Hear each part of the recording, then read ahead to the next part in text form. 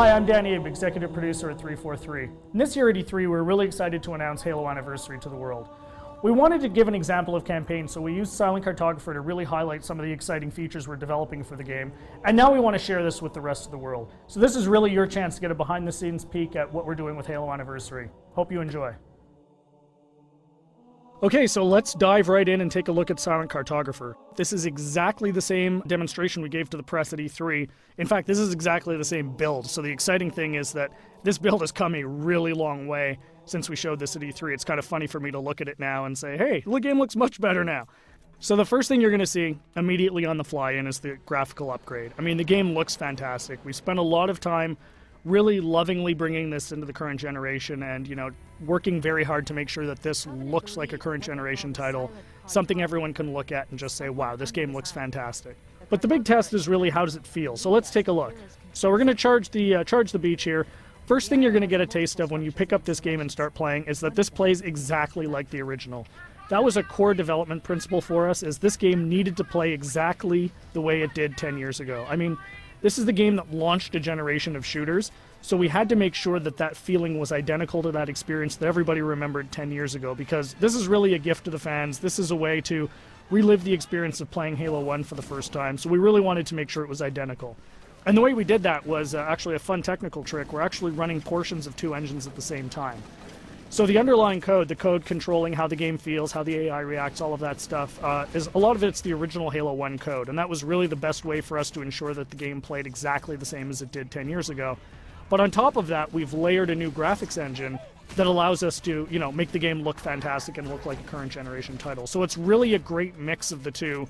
So at the end of the day, you know, your Halo fan gets a game that plays exactly like they remember, but looks like a current generation title. We get some other benefits from this as well. You know, as I said earlier, and I say this all the time, the primary goal for this game is to make sure Halo fans can relive the experience of what it was like to play 10 years ago. And one of the big tools we have in our box to do that is classic mode. So what's classic mode? At the touch of a button, you can swap back and see how the game looked 10 years ago. So here it is. This is, you know, Halo 1 10 years ago.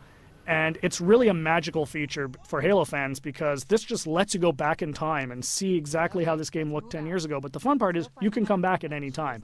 So classic mode gives you the ability to go back and forth whenever you want at the campaign. So one of the things that's fun to do is get out to a spot like this that, you know, just looks beautiful. You've got the water, the sun reflecting over it, the Halo ring in the background, and say, hey, what did this look like 10 years ago? Touch a button, and there it is, right? I mean, it's really, really, really a lot of fun to go back and forth between the two modes. And this is something I personally get the most excited about. And I think, you know, the fans are really going to love it too. This was definitely a big win at E3. As you can see, the other benefits you get from the new version is you've got the splash effects, the dust effects as you get back onto the beach. The game just looks great. The other thing that's fantastic is for the first time, you know, we're going to have co-op over live for the campaign. So you can hop onto the Warthog with a buddy and just plow through this game and, you know, start mowing down grunts and elites and, you know, just team up with a friend. Get on, go, you know, hook up on live and play through the campaign together. And, you know, we think people are really going to love that too. I often say, what would Halo 1 be without the Magnum? And, you know, of course, the Magnum's back. Everyone remembers that fantastically overpowered pistol that just enabled you to walk through and just mow through hordes of enemies.